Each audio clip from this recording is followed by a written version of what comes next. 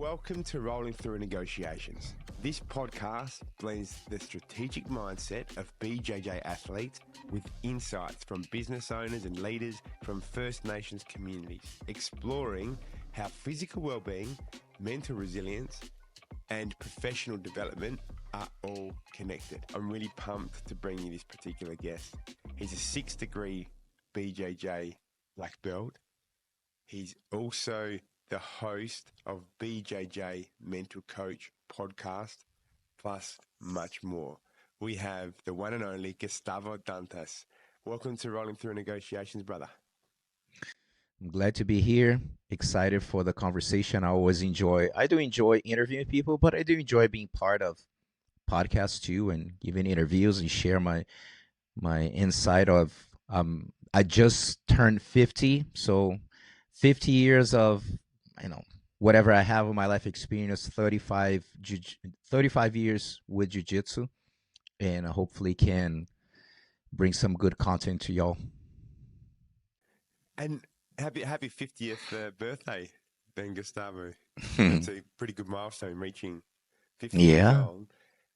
One of the reasons, guys, I'm so pumped to be connecting with Gustavo today is because before I embarked personally on the podcasting journey, BJJ Mental Models was one of the podcasts that I was listening to. I still do listen to. And it's a podcast about bringing that mental edge through the principles of BJJ to help you live a better life. It was a great motivating factor, and Gustavo's been a great motivating factor, almost like a mentor in terms of me hosting Rolling Through Negotiations. So it's great whenever you can sit in front of somebody that you look up to. It's an amazing experience. So I'm really looking forward to bringing you this chat, and this is going to be a great one. Gustavo, 35 years of jiu-jitsu. That's a long time. In your history of that 35 years, there must have been a ton of highs and lows. And I was wondering, what have some of those highs and lows taught you? Man, that's a loaded question because there's so many different routes you can go. I feel I'm gonna start with a quote that I like, that if you're looking for a big opportunity, accept a big challenge. So the reason why I'm saying this, if you think about moments in your life, or even the listeners, that you accept some type of big challenge in your life, chances are an opportunity present itself for you. Maybe you didn't have the outcome that you actually wanted, but there was an opportunity for learning. Or sometimes this challenge just open a door for another opportunity to challenge yourself. So jiu-jitsu, when I look back of accepting the challenge of training jiu-jitsu, I think everyone who's listening and actually has jiu-jitsu in their lives currently know how much that challenge has impacted your life. So it's pretty easy to say. So with that said, I feel like when I think about the highs and lows are related to all the challenges that I accepted along the way. And that's life challenges, from deciding that that's what I wanted to do for a living when I was 16, 17 in the 90s, when people had no idea what jiu-jitsu was. And it was more of a joke when I say, like, I want to do jiu-jitsu for a living, and people be like, what do you mean? How you make money with medals? We're talking about a time there's no internet. And I just had that passion that I knew that I want to do this for a living. I want to one day possibly have an academy, and that's it. So with that said, all the choices that I made in my life was putting jiu-jitsu right next to it. And sure, I had like highs and lows from being just a student to becoming a competitor, to becoming an instructor, a business owner, a school, tournament promoter, philanthropy. So a lot of different lessons that jiu-jitsu definitely showed me, from accepting challenges. That's what it comes down to, that feeling that sometimes that anxiety of like, oh man, and then accepting and doing it, and then it's seeing after you overcome, it's like, oh man, actually it wasn't as bad as I thought it was, and then another door open up for you. So even though like right now I'm 50, I still have way too many opportunities and challenges to accept. Some people, not judging, but sometimes they get a 50 and they think that that's it. I'm too old now. I'm ready to cruise, or some people going to retire, and you can still produce and create a lot of challenges for yourself, and that's what I basically I'm consistently doing. Yeah, beautiful, and I can really appreciate how Jiu-Jitsu helps you build a level of resilience and strength in equipping you with that ability to overcome challenges. It's interesting though, because if we're faced with a challenge, I feel like sometimes there's two ways in which we can look at this challenge. One way could be from a really egotistical point of view. You know, oh, I'm the greatest. I'm going to overcome this challenge because I'm so good, you know, and in some instances, that might work for some people. And there's also another way of seeing a challenge with humility and being humble through the process. There might be other ways of looking at challenges and how to place yourself when you're seeking to overcome a challenge. I was wondering, what's some of like the mindset principles and perhaps the persona and the way that you bring your own personal energy forward when you're trying to overcome a really difficult challenge? I believe that a word that I use a lot in a lot of different contexts, but especially with the idea of the BJJ Mental Coach, is authenticity, of really doing. I mean, I would love to tell you that you're not going to have internal battles. You know, everyone has internal battles. No one has a free pass. I like to call the dark passenger, the negative voice that lives in your head, brings all the insecurities, doubts, and fears and anxieties. And man, I just feel that, like I said, no one has a free pass, right? So you need to be consistently mindful of the negative voice and what is sometimes preventing you from accepting challenges. And I, of course, I not always had the. I still got a lot to improve, but as far as awareness of recognizing some of my fears, doubts, anxieties, and there's times that I feel like, man, I feel like my negative voice got the best of me today, but the next day you bounce back up. So there's say I'm aware that I'm not gonna win every round that I have with my negative voice. We're not perfect, but at least we create that awareness of like, when I start noticing I'm not doing something or I'm feeling anxiety, I just stop to reevaluate why am I feeling this way? Why I'm not accepting this challenge? Sometimes why I'm accepting this challenge, is that for just for my ego or what it's behind? So I need to reevaluate things, what are my motives? And like you said, it takes humility to kind of take a step back and be like, okay, what exactly I'm trying to accomplish. So when I was younger, I had zero self-awareness of that. I just felt like that was my desire. This is what I want to do for a living. And I didn't think of any other way, or if it was going to be hard or difficult. I was just, everything that I was doing, especially when I got involved with competition, because in my mind, which is not the case, it's the mindset that I had back then, that everyone had, like, okay, in order to have a successful school, you need to compete first, build your name, your credibility, and then you open the school. And absolutely not true at all right now. But back then, that's what we thought. We have to compete and need to do well. With that said, that brought a lot of unnecessary anxiety to me. Going to tournaments, pressure myself that I have to win if one day I want to have my school, and something that I struggled for a long time, have my highs and lows emotionally, mentally speaking, and that's one of the reasons why I started to study the mindset and the idea with the BJJ Mental Coach. So yeah, man, I feel the authenticity of I'm just trying to be the best that I can be, either in jiu-jitsu, my personal professional life. And in order for me to be in order for you to be your most authentic version, you're gonna have to battle with your dark passenger daily. As I mentioned, no one has a free pass. Some people handle anxieties and fears better than others. Some people need to work a little more. And as you get older and wiser, I think you just start to kind of release some of that weight. And that's the battle of the authenticity. So that's a good reflection for people at home to think like, am I being authentic to my desires, to my goals? And if not, why?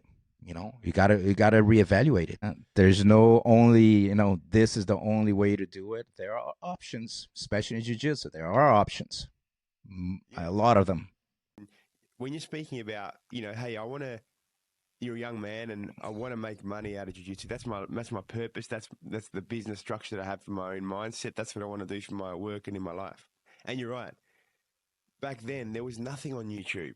And unless you were that top 1% that was winning all the competitions, how could you build that name for yourself? So when you speak of anxiety coming from this place, it definitely makes a lot of sense. And as you were speaking, I was feeling that if we go through by accepting challenges through a place of ego, that's probably going to lead to anxiety because it's not really who we are. So we're going to feel uncomfortable, negative emotions like anxiety likely to come up.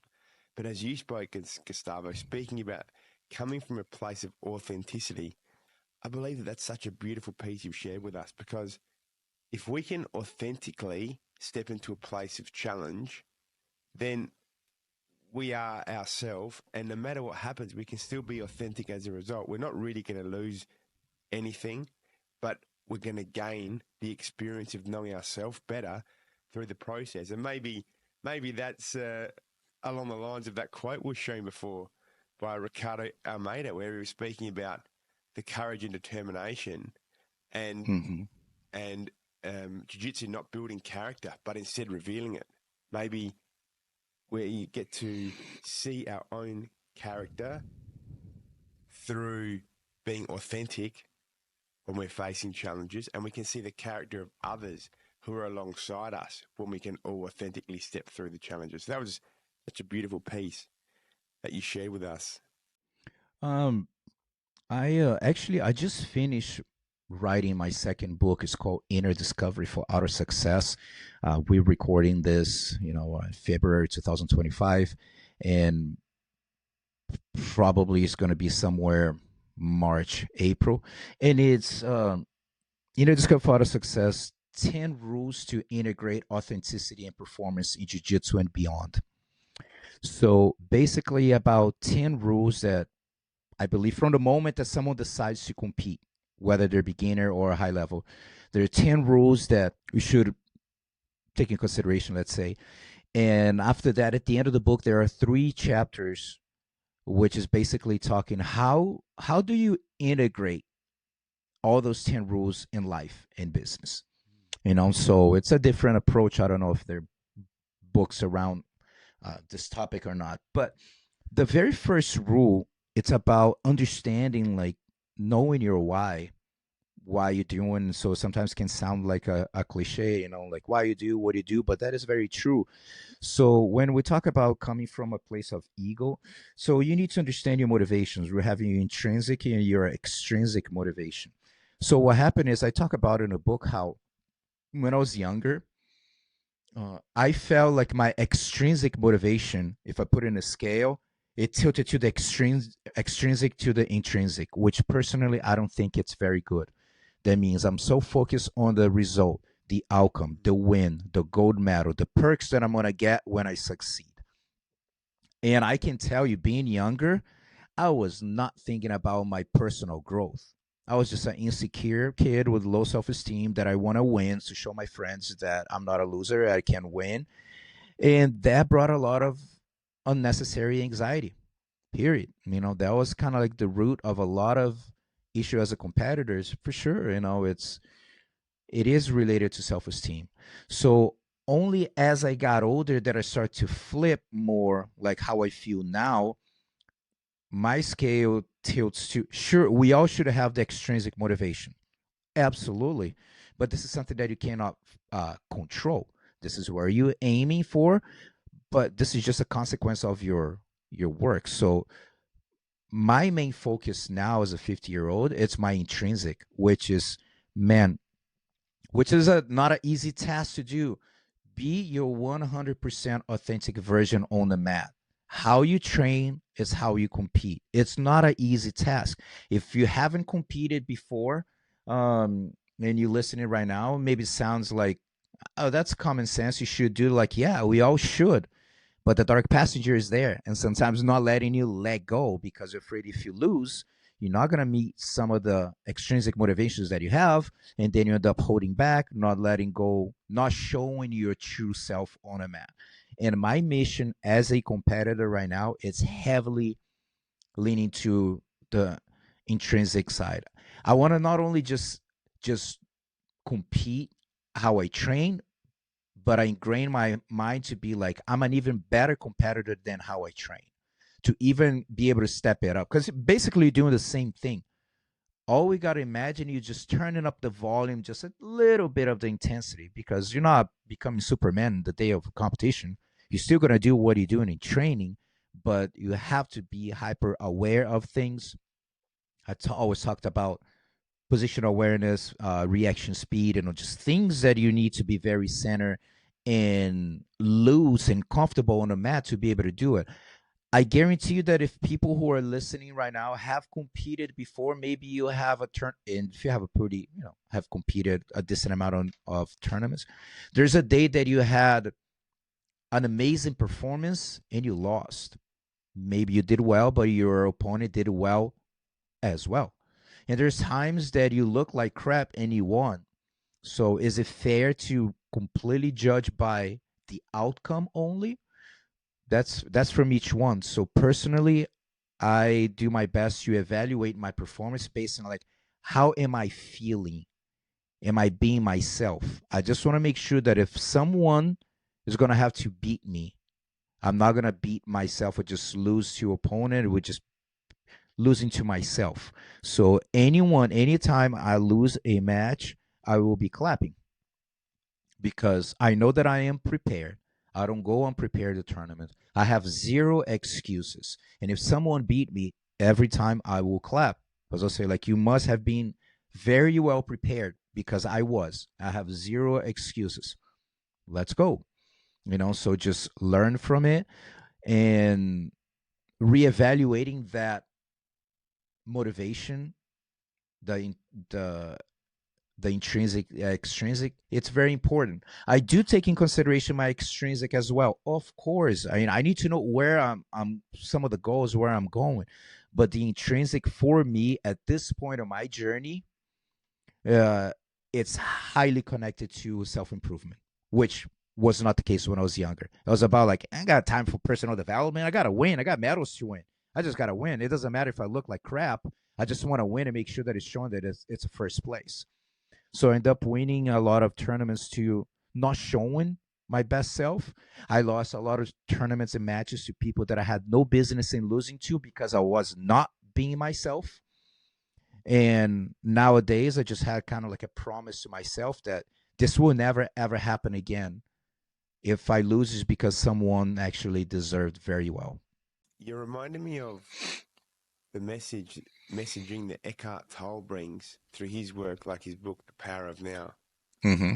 Because he speaks about, one of the things that he speaks about is it's really the present moment, being really present right here, right now, as we go through each and every single one of life's moments and aspects. And so if we can be centered and intrinsically focused like you're speaking, maybe this is the best way of us enjoying the journey of life and bringing our best foot forward each moment by moment. There's no other really way to go. He always, I read the book too, and I've been working on his New Earth. I'm listening to this book for the fourth time or something, so I'm doing right now, and I'm doing very slowly. I just listen only like 10 minutes a day, but I really stop and focus on what he's saying. I rewind, I listen again. So sometimes I might listen like 6 7 minutes, someday maybe 15. But it's a great follow up of The Power of the Now. I don't know if you experienced this book yet, New Earth. It's a follow up of the Power of Now. You know, I've read New Earth, but there's some famous people, might be, you know, some old school, you know, global leaders that I've heard speak on. They've only ever read 2 or 3 books because there weren't really libraries back in their time. This is like, you know, ages ago, way before internet. Some amazing, famous global leaders speak of only ever having read 1 or 2 books in their whole life. And I feel like, even though I can say, yes, I've read A New Earth, I haven't been through the process that you're going through right now, Gustavo, which is 10 minutes a day, for Absorbing. example. Yeah. And so this is something I've actually started doing myself each and every single morning with the Bible, where I'm reading the Bible from front to back for the 3rd time, but I'm just reading a paragraph 3 times each morning. And what we're saying here as well, I believe, is a fantastic principle for learning, because it's not about how wide you can cast that net of information. Sometimes it's about how deep you can go in fully grasping. You don't need to listen to the full audio book from beginning Hmm. to end. This 10 minutes piece you're speaking of is a beautiful way of really getting what it's saying. And Gustavo, this also reminds me of jiu-jitsu situations where you might have a question on something and you've got a teammate right next to you who's very good at this particular position, and you ask them a question and they speak for half an hour about this position, and you walk away with your head spinning. What I Hmm. try to do these days in those types of scenarios is, yes, seek guidance from those people that might know more about something than I do, but try to focus on just 1 or 2 things. Don't try to pick up every single thing, because I'm not going to, in that one occasion, gain all their knowledge if they're technically brilliant on something. It's going to take time. It's going to involve a journey. That's what learning is all about. But if I can pick up 1 or 2 things, Hmm. that's authentically win enough. Hey, when you speak about your book, can you tell us the title of that one again, just so if people want to look out for it and grab it when it's released? What's it called again? Inner discovery for outer success. Inner Discovery for Outer Success. And will that be available online once it's published? Yes, yes. I created 10 years ago. I created a course, online course, titled Inner Discovery for Outer Success. So this it's let's say an updated version of something that I developed in a course 10 years ago. But like, so I'm gonna have the audiobook version and the copy in Portuguese and English.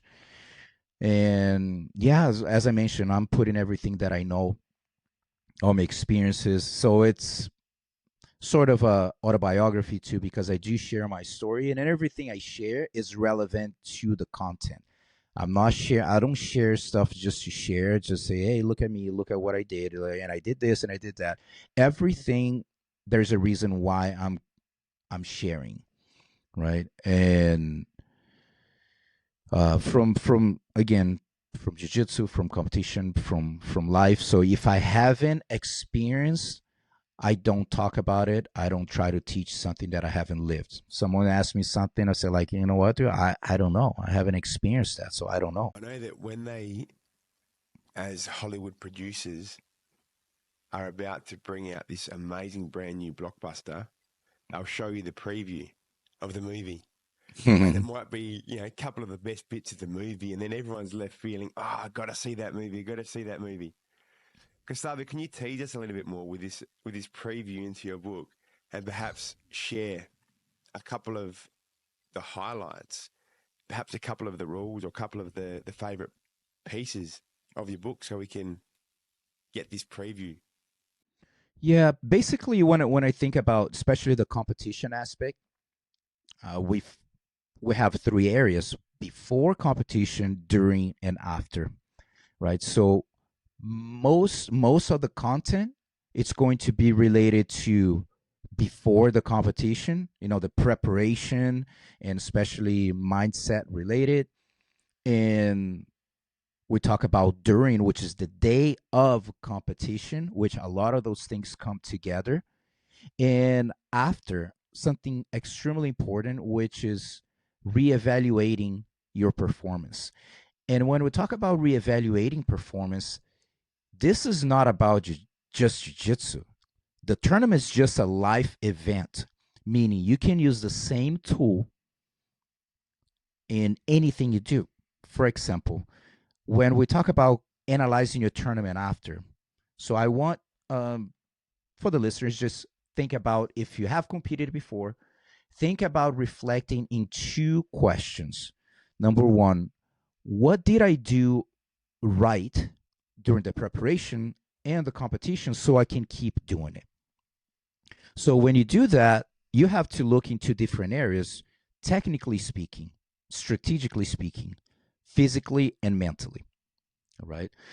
And also you need to ask yourself, if I were in the same situation, what would you have done differently? The same thing during the preparation, during the competition, and looking at those four areas. So personally, I do it for myself. So I want to make sure that can I really pinpoint what I can improve?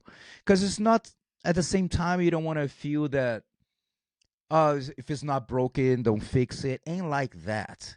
Because there are always things that can be improved. There's some things, like, hey, keep doing this here. It's working well. And there's some that can improve. So this is an example of learning how, one of the rules of learning how to analyze your performance, and you can use that in your life. Meaning, you just got fired from your job. Sucks. It's not. It is what it is. I share a lot this quote: "The fact cannot be changed. Only a response to the fact can be changed." You got fired. It is what it is.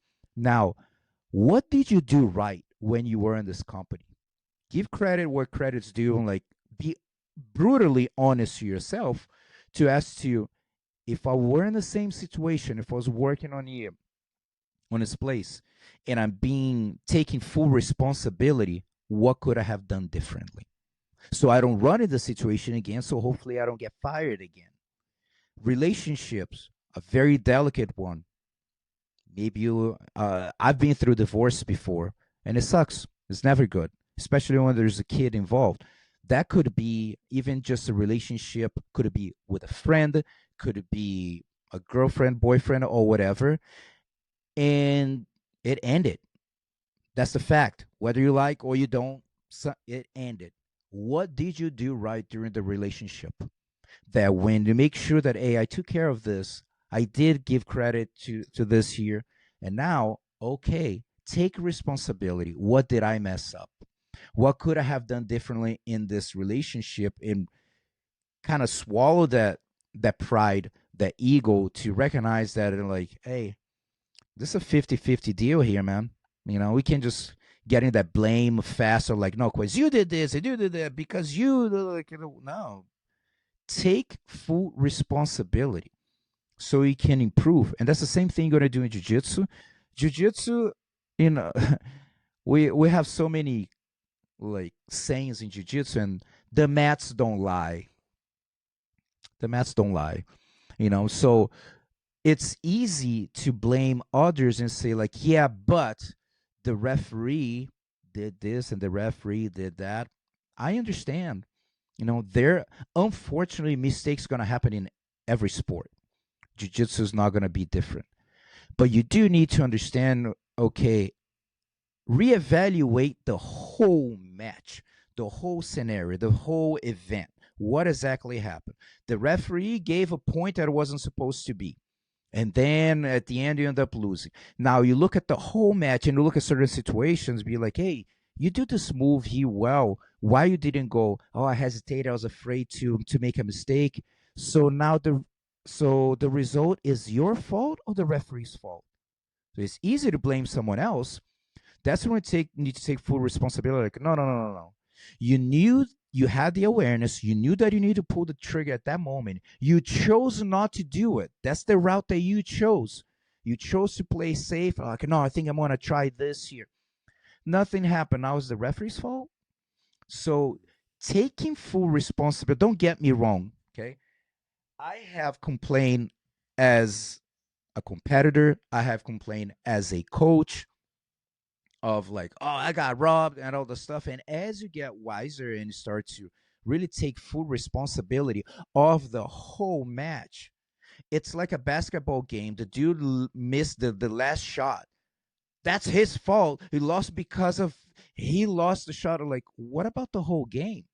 What about the rebounds that you're supposed to get and you didn't? What? So you need to analyze the whole thing. It's not fair to point one thing. Sure, one thing can change the whole direction of things. The ref just gave a little negative point when he should have. That changed the route of the match. I understand that. But if you're going to be brutally honest to yourself, you're definitely gonna have to reevaluate. For example, I have an example that I do share on the book. This is a scenario that I have experienced as coach. Now I want you to imagine you are competing, you are playing your guard. I call this the 2-second guard pass scenario. You're playing your guard, you're winning by 1 advantage point. Everything is going nice and smooth, and suddenly your opponent got to your side mount. Now you're pushing, all your teammates saying like push away, recover, and then 1 second, 2 seconds, when it's about to give 3, you move back to the guard. So for people who are not familiar with the rules, you need 3 seconds to establish a pass to get the points. So now the referee made a mistake and he gave the points. Now everyone's flipping out and they're like, oh, it's not point, take it off or whatever, blah, blah, blah. Finish the match. The referee raised your opponent's arm. So now it's 3-0, you lost your advantage. Now everyone's flipping out. They want to show the footage. I had the footage here. It wasn't 3 seconds. And then you go back to the school. And they go back to the school. How did it go? I got robbed, man. Oh, that's totally right, man. It was supposed to be advantage. If it was advantage, it was 1-1. And then you'd win. I'm like, timeout. So here's the thing. Did the referee made a mistake? Sure. It was not supposed to be points. No, it wasn't. Now, you got to take full responsibility to say, like, why did a person get you a side mount in the first place? Something happened. Something was supposed to push you, pull, or vice versa. Something happened. Someone just magically just came in a parachute and just like boop, and they just pop in your side. You messed up something, probably technically. So all you can do is focus on things you can control. Can you control the referee's job? No, you cannot. But all you can do is like, let me analyze the performance to see like why does this here actually go wrong? So I need to fix to minimize the chance of this scenario happening again and giving the chance to the referee to make the mistake. If the guy wasn't aside, the referee wouldn't make the mistake, maybe. Who knows? But the point is, it's easy to to blame someone. But again, what about the whole match? Are you going to judge just because of one exchange? That again, it was wrong. And don't get me wrong, dude. I know I've been there. There are times that you know the rules and you see that are like, dude, I got really screwed here. This is unfair. It does happen in every sport. And in jiu-jitsu is not going to be different. But all we need to do is let's go to the root of the issue. Why did this happen? Try to fix it so hopefully it doesn't happen again. Maybe you did good things throughout the match. Analyze that too. But you did also not so good things. And you need to reevaluate. So we do talk about this before, during, and after. And I do a parallel with this at the end of the book, the last 3 chapters of using the same concepts of analyzing performances in your life like that. Events, relationship, business, or whatever. You do need to get to the bottom of it. And that's a great way to keep stimulating your authenticity. Taking that loss and be like, yep, okay, yeah, I messed up, recognize, and move on.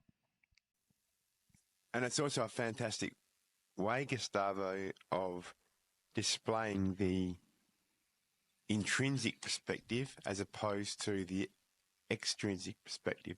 And also what you're speaking about is taking full responsibility.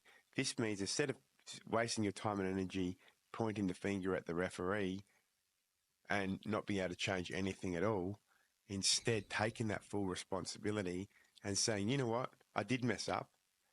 I did let him get past for the 2 seconds. I'm going to take full responsibility, develop my guard, make it even better so that it's not going to happen again. I'm not even going to let him get 1 second, let alone 2 seconds. That way, by being so good in this particular situation, I can make sure that I become better, develop more as a person and as an athlete. Yeah, and this is good too for people, you know, when you hear your teammates uh saying stuff like that, don't feed into it. Yeah, you got robbed. Yeah, you know, there's a conspiracy against you. Like, man, I remember working with one of the athletes that I was able to, high level guy that I was able to make a big impact on him. But before he had this really shift, he had a very good performance. And in a tournament, I was there watching him. And I remember there was like maybe a minute left. He was up uh, by advantage or something. So, but he was doing well, one or two. So this guy went to a double, like a single leg. He's a double leg. He sprawled. They came back up, boom, shot again, defended. And the third one, they saw kind of going out of bounds, and he got kind of complacent. The guy grabbed, and then they finished out of bounds. So the question was if it was points or not, you know. And then at the end, as soon as he ended up costing him the match. And as soon as he left, he came towards me like, "Man, do you think it was a point?" I was just like, "Time out.